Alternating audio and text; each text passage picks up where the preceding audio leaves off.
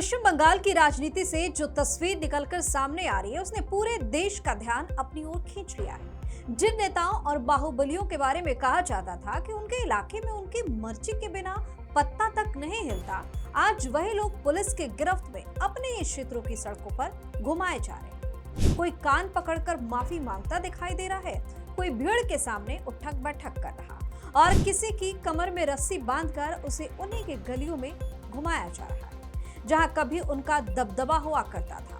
इन तस्वीरों ने पश्चिम बंगाल की राजनीति में नई बहस छेड़ दी है।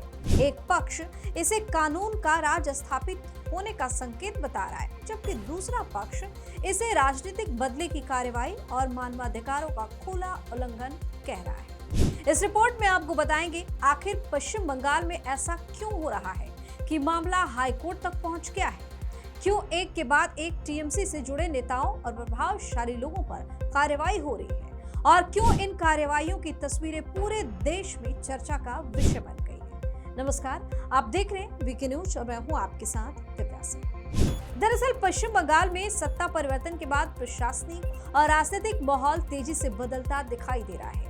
जिन इलाकों में वर्षों से कुछ स्थानीय नेताओं और उनके करीबी लोगों का दबदबा माना जाता था, वहां अब पुलिस लगातार कार्रवाई कर रही है। सबसे ज्यादा चर्चा फाल्टा इलाके के प्रभावशाली टीएमसी नेता जहांगीर खान को लेकर हो रही है। जहांगीर खान वही नेता हैं जो विधानसभा चुनाव के दौरान एक पुलिस अधिकारी के साथ सार्वजनिक बहस के बाद राष्ट्रीय स्तर पर सुर्खियों में आ गए थे।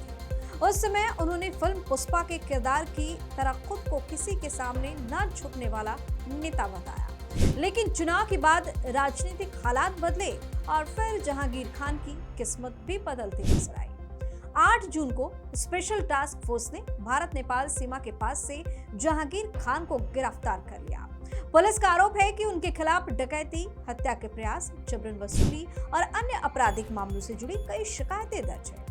गिरफ्तारी के बाद पुलिस उन्हें फाल्टा इलाके में अलग अलग 3 बार लेकर गई। पुलिस का कहना था कि अपराध स्थलों के पुनर्निर्माण की प्रक्रिया का हिस्सा था, लेकिन जब इन दौरों के वीडियो सामने आए तो विवाद खड़ा हो गया। वीडियो में जहांगीर खान को कान पकड़कर माफी मांगते हुए देखा गया। कुछ जगहों पर वह लोगों के सामने सिर झुकाए नजर आए।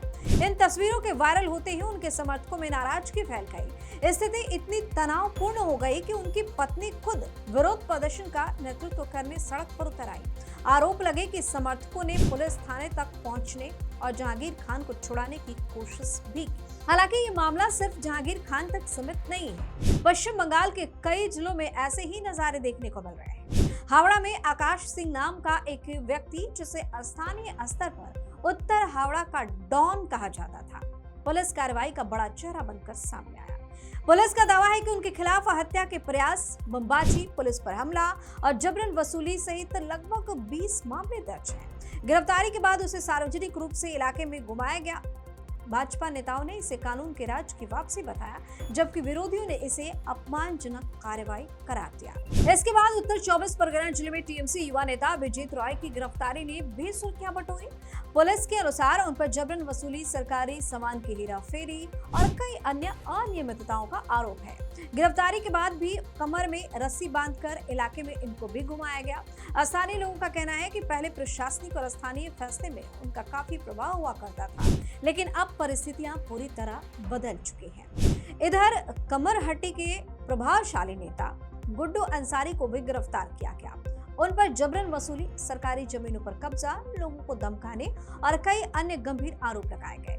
पुलिस ने उन्हें भी इलाके में घुमाया और दावा किया गया कि ये जांच प्रक्रिया का हिस्सा है। इसके अलावा शमीम अहमद और शाहीन मुल्ला जैसे नाम भी पुलिस कार्रवाई के केंद्र में है। इन दोनों पर भी जबरन वसूली, धमकी, राजनीतिक संरक्षण के दम पर प्रभाव कायम करने जैसे कई गंभीर आरोप हैं। गिरफ्तारी के बाद इनके भी वीडियो सामने आए, जिनमें इन्हें पुलिस के साथ अपराध स्थलों पर ले जाया देखा गया। इन सभी घटनाओं के बाद मामला कानूनी और राजनीतिक दोनों मोर्चों पर गर्मा गया है। कई मानवाधिकार कार्यकर्ताओं और कानूनी विशेषज्ञों ने सवाल उठाया कि क्या किसी आरोपी को सार्वजनिक रूप से इस तरह घुमाना उचित है। मामला जब कलकत्ता हाईकोर्ट पहुंचा तो अदालत ने भी इस पर गंभीर चिंता जताई। हाईकोर्ट ने राज्य सरकार से पूरी रिपोर्ट मांगी और स्पष्ट कहा कि किसी व्यक्ति को गिरफ्तार किया जा सकता है, उसके खिलाफ मुकदमा चलाया जा सकता है, लेकिन उसकी सार्वजनिक बेइज्जती नहीं की जा सकती। अदालत ने यह भी संकेत दिया कि जांच और अपमान के बीच की सीमा को समझना बेहद जरूरी है। दूसरी तरफ पुलिस अपने कदमों का बचाव कर रही है। पुलिस अधिकारियों का कहना है कि आरोपियों को अपराध स्थलों पर ले जाकर घटनाओं का पुनर्निर्माण किया जाता है ताकि जांच मजबूत हो सके और अदालत में ठोस सबूत पेश किए जा सके। हालांकि कई वरिष्ठ पुलिस अधिकारियों और कानूनी जानकारों का मानना है कि किसी आरोपी की कमर में रस्सी बांधकर या उसे सार्वजनिक रूप से प्रदर्शित करके घुमाने का कानून में कोई स्पष्ट आधार नहीं। अब इस पूरे मामले ने राजनीतिक रंग भी ले लिया है। टीएमसी नेताओं का आरोप है कि सत्ता परिवर्तन के बाद उनके नेताओं और समर्थकों को निशाना बनाया जा रहा है।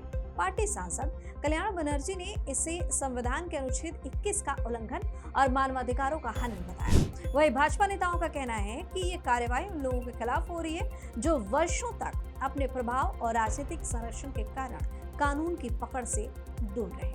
फिलहाल पश्चिम बंगाल की राजनीति एक ऐसे मोड़ पर खड़ी है जहां कानून, राजनीति और मानवाधिकार तीनों आमने सामने दिखाई दे रहे हैं। एक तरफ सरकार और पुलिस कानून का राज स्थापित करने का दावा कर रही है तो दूसरी तरफ विपक्ष इसे राजनीतिक प्रतिशोध यानी कि बदलाव बता रहा है। इन सब के बीच पश्चिम बंगाल की सड़कों से जो तस्वीरें सामने आ रही है वो देश भर चर्चा का विषय बनी हुई है। आप अपनी राय हमें कमेंट करके बताएं। चैनल को सब्सक्राइब करें, वीडियो को लाइक और शेयर जरूर करें। धन्यवाद। वीके न्यूज, राष्ट्र के नाम।